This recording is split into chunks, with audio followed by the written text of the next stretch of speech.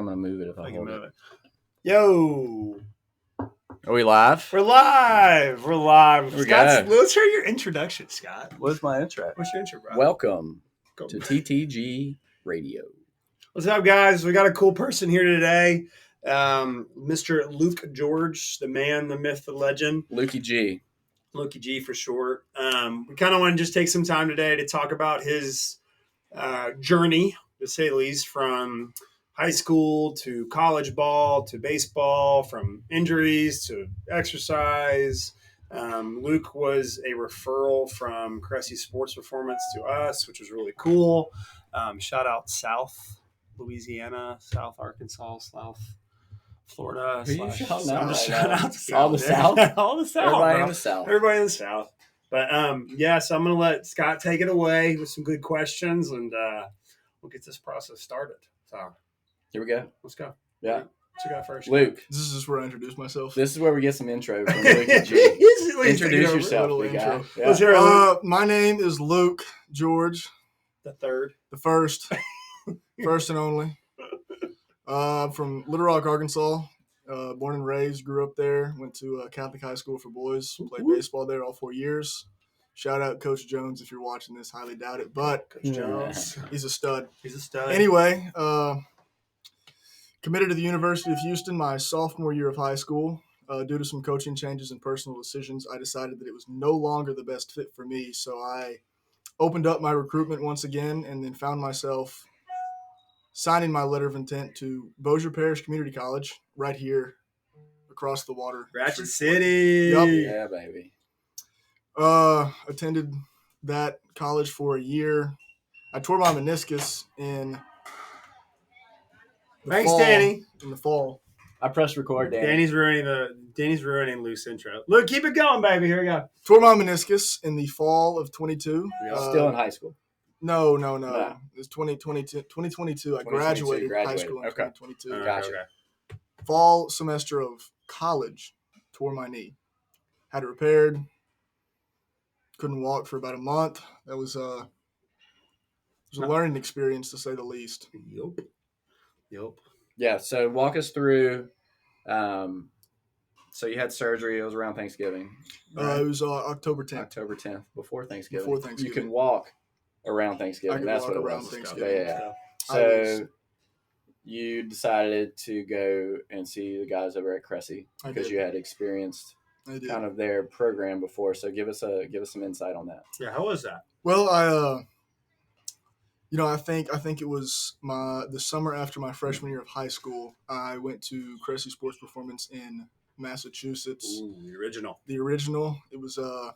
It was very, very north, to say the least. Yeah, very cold up there. Very, very north. I mean, it was in the summertime, so it wasn't okay, it's not too bad. It's beautiful. But just a interesting environment compared to living in the South. For sure.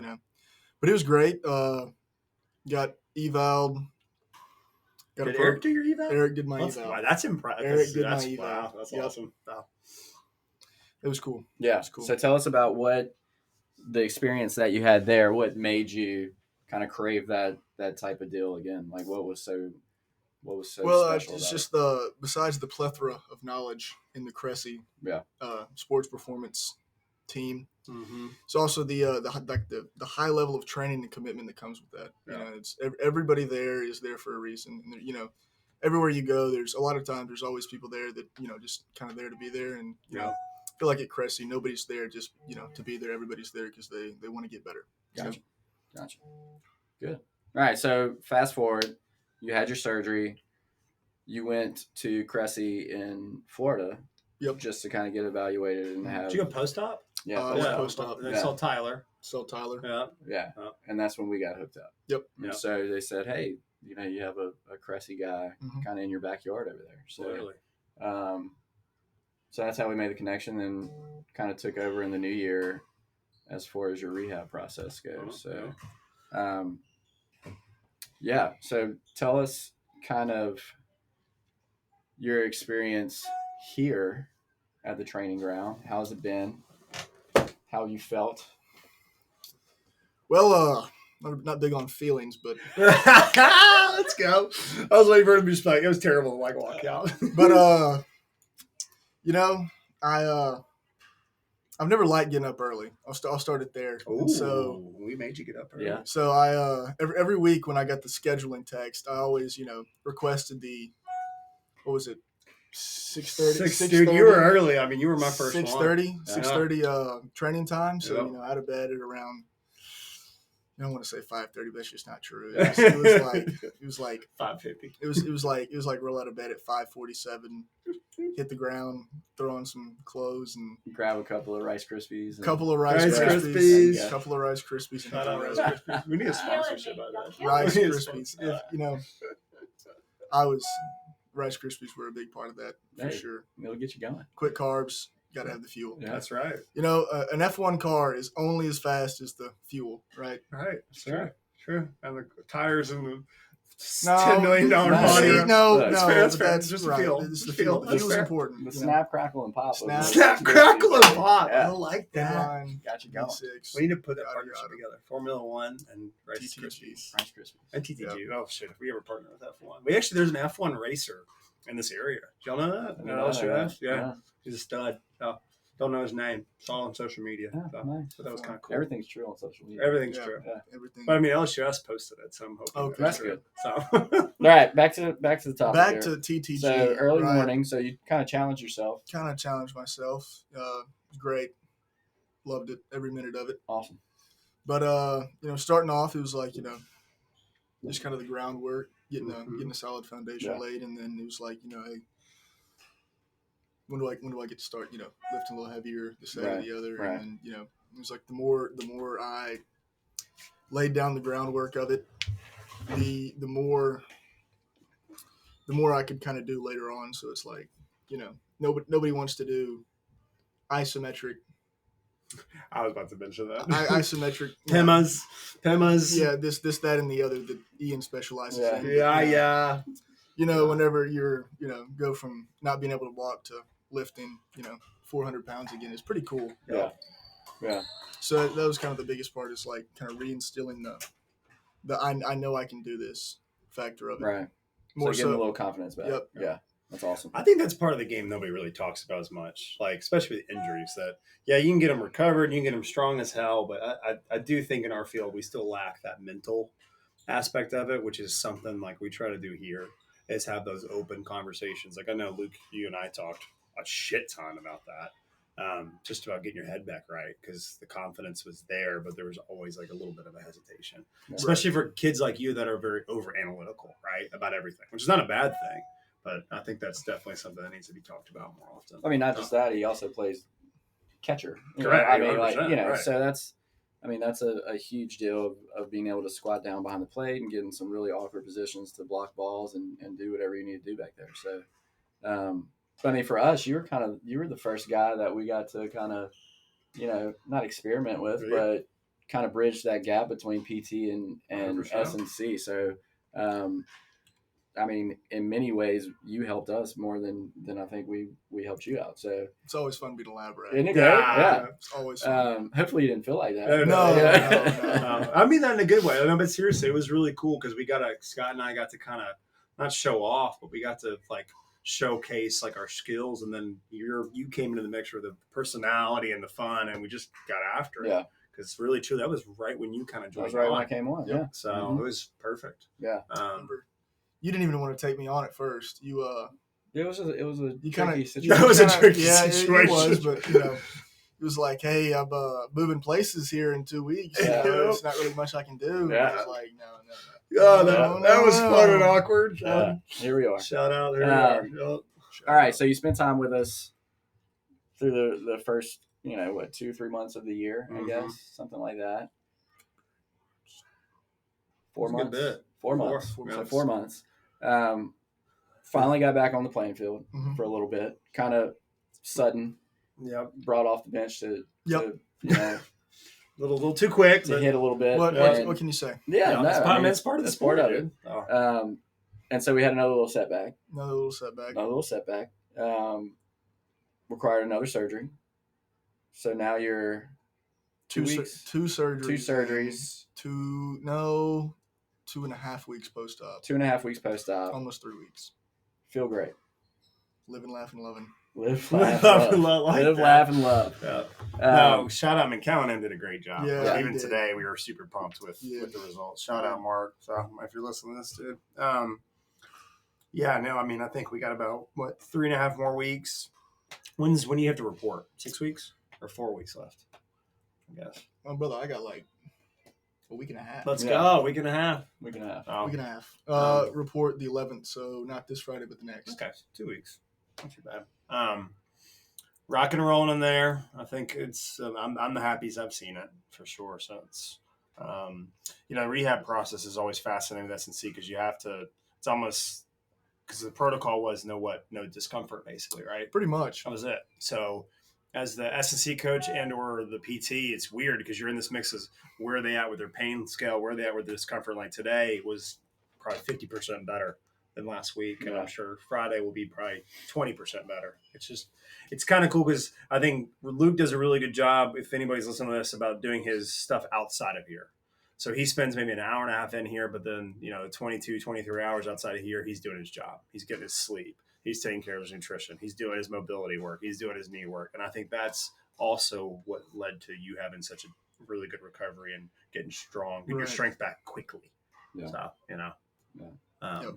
but people don't know how important recovery is. No. Shout out Pops if you're watching this. Yeah. Recovery is important, and I do recover. Yes. Got to recover. Old Todd George, the man. So, all right. So right now, where are you living right now? Where am I living right now? I am posted up at the ground zero at the Casa barn dominium. It's a pretty cool little deal, basically it's a barn. Yeah. It's a glorified barn, but it's home. Can't beat it. Can't beat it. So that's gotta love it. How far is your drive to get here? It depends. It depends on the. Traffic, road conditions, how twitchy my calf is feeling that day. So guys, that means he drives here. Yeah, he drives about 2.5 hours to come that see he drives here to come and see us. Right. Dedication. But so when you were, because obviously people in Arkansas, right? I mean, your dad's a physical therapist. Mm-hmm. I'm sure he has people that are fantastic and connections that could take care of you up there. But what was like when you were making this decision? What drew you back to be like, yeah, I'm going to drive 2.5 hours to come and see my guys? I think what drew me back mostly was the success of the first go round, right? Because I think if I would have done it on my own, it would not have been near successful as if Yeah. But there's great people in Arkansas. Don't get me wrong, but I don't think there's that aspect of, people that know what they're talking about and that, this is what they do. There's plenty of people that are, great physical therapists, great trainers, but people that have seen the injuries, recovered people from the injuries, and, just the overall experience that the TTG staff has is just second to none, in my opinion. That means the world to me, because I know we work our asses off, and we want that for everybody that walks in this door, is to make sure that we can do that. Because I definitely am trying to mirror and be like Eric and all the big boys down in Florida and Massachusetts, and I think Scott and I are trying to create our own thing and really become those two guys for anybody that needs S&C and physical therapy. For sure. Yeah. Do we have any good Luke stories? I don't know. I've got several, but I don't know if they're appropriate for the podcast. Let's see. They're funny. Luke, what's your favorite thing about Scott? What's your favorite thing about Scott? Let's hear that. That's always my go-to question. Favorite thing about Scott? Yes, no matter what time of day, what day I come in, Scott is going to be Scott. Bar none. You come in. What's up, Scott? What's up, Luke? It's magnificent, the consistency. It's monotone and consistent. It's not monotone. He's a cool guy, There's flexion where there needs to be flexion, but there's not too much. You're not going to come in and be like, man, Scott, don't talk to me today. It's every day. It's like, what's up, Scott? Great to hear from you. There it is, man. Man, what a compliment. He's a cool guy. He's a cool guy. That's what I say. Ice cold, always baby. cool. You know, it's just steady. And then, you know, when it needs to go like that, it goes like that. It's not going down. Then when it goes back down, it goes right back down to even level. kill, The monotone. That's where it's at. I love it. All right, my turn. Dane, I don't know if you can beat that. What's my turn? No. What do I have? I have to say something? Yeah, what do you like about Luke, dude? Oh, I thought he was going to say what. Oh, shit. Oh, what do I like about What do you like about me, dude? It's hard to describe without like knowing Ian. If any of you here watching or don't know Ian personally, but he has a Pokemon on his shirt. He's now. He's got a Pokemon on his shirt and shorts. Shorts. Oh, I like these shorts. He's his own person. I don't know anybody else like Ian. The amount of knowledge he has about not just training but other subjects. Like I think I walked in, just no telling how many days, and just threw some random knowledge at him, and he was like, "Oh yeah, this and this and this." Next thing you know, we're having a conversation about like physics, philosophy, and then it jumps to microplastics. Yep, and back to like just whatever. So it's the conversations are, you ever like get in a situation where, you're trying to talk to somebody, but it's never that with Ian. There's always something to talk about. You're never talking to a wall, right? Always something to relate to. Yeah. And then, it's just the great balance of, you're talking to him and he's like, shut up, do your set. And that's good, it's good. You gotta have it, dude. You gotta have it. All right, your favorite thing about Luke? I like my favorite thing about Luke. Dude, Luke's, so I don't know if we have many people that are so attention to detail as Lukey G, man. Yeah. Like, it's tough to give people tactile cues, verbal cues, and them actually, like, be able to repeat it the next set. And, like, with Luke, you don't, like, you cue him once or twice, and, like, that's it. Like, he comes back up, and he's like, yep, I figured it out. He's just in tune with his body. He knows what he's feeling. He knows what's going on. He knows, how it's supposed to be, and it's pretty impressive. How did you learn that? If somebody asked you, like, "Hey, I want to be able to get better at that." What would you say you taught yourself how to do? Because obviously, you had to teach yourself how to focus. It's funny you asked me that because I actually have that on tap. Do you really? Just in case one of y'all asked me that. Okay. Yeah. So when did I you was rehearse it on the way here? No. See, you said the tactile awareness and physical awareness, and I was like, I have an answer for that actually. I want to hear it. So how old was I? I was probably 12, 13, whatever, and I was doing like a group workout at a sports performance place in Little Rock. It's called Performance. It's a great place. Y'all should, if you're ever in Little Rock, you need a place to hit, train, go to Performance. It's a great place. Shout out Performance. Boom. Shout out D Money. Daddy's watching, but just in case. I'm gonna send this to him when it comes out. Perfect. I love it. But we were doing a group workout there, and the guy running it, I was trying to put this is like a bunch of 12, 13-year-olds. We were putting on weighted vests to do push-ups and whatnot with it, and we were struggling. Some of the guys more than others, but it's just overall. And then you get on the ground to do planks, and everybody's like a pile of puppies. Just on top of everybody. Yeah. Pile of puppies. I like that. Such a good post. Anyway, that was good.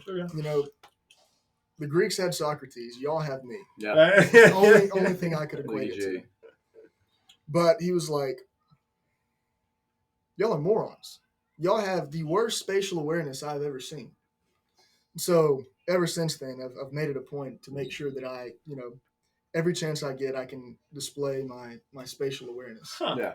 That's awesome. Isn't that weird how that shit sticks with you? And I think that's such an important story if y'all could like look into that, because he's 12, and I think a lot of coaches that work with these younger kids, they don't realize how much impact you have on these people. Like, were you a big 12-year-old? Like, I don't know about stature. big. Like you're a big guy right now. I was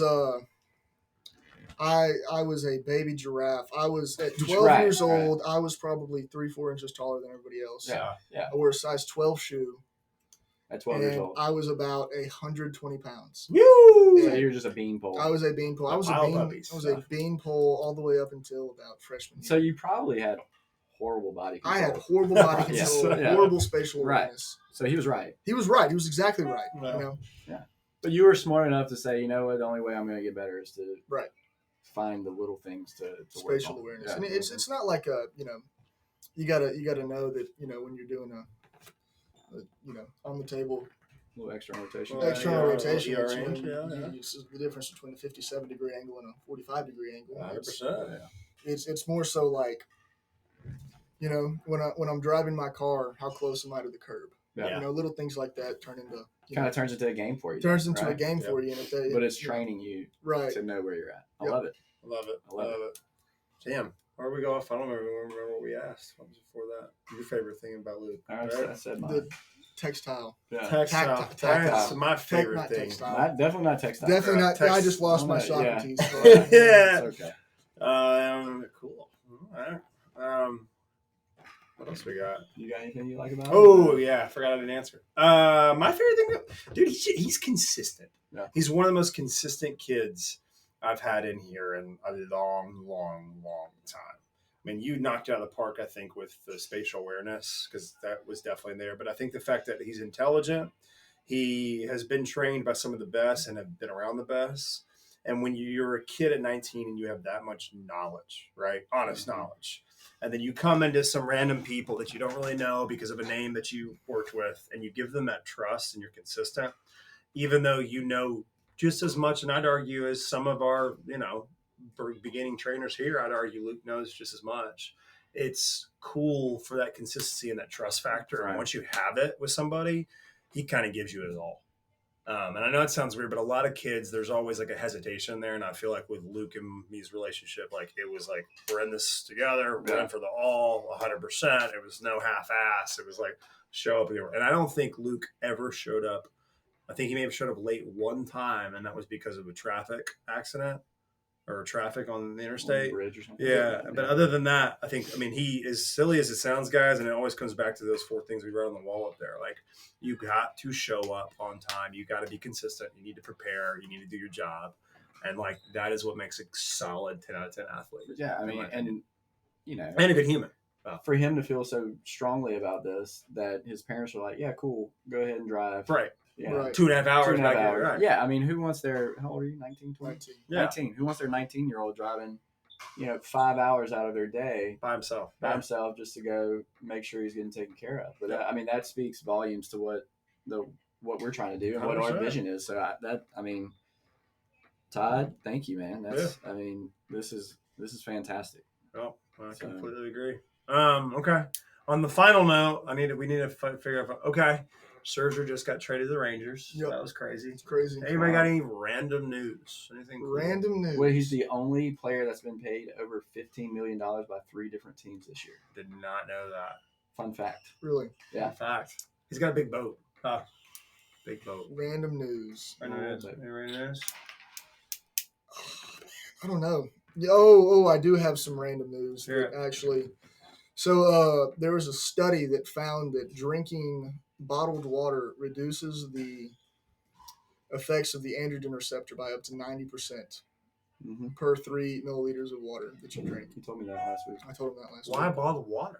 Well, it's because of the BPAs and That makes sense. microplastics and the phytoestrogens. Dude, I'm telling you, have y'all seen those pictures of all those fish and birds on islands where they cut their stomachs open? It's scary, dude. Yep. Everybody makes fun of me, but like, it's scary stuff, dude. We switched to all glass, no paper towel. I mean, it's not that hard. So, Scott's like just shaking his head. There's probably like a good, it's just, like 33% of a Rice Krispie is probably microplastics. Probably. But let's do some research on it. But it outweighs the delicious marshmallow, sugary corn syrup, yeah, sucralose, starch. All right, I got a PT patient. I love it. He's got a PT patient. All right. On that note, guys, it was fun. Thanks for listening. Shout out Luke for being here, and we will see you guys next week. Peace.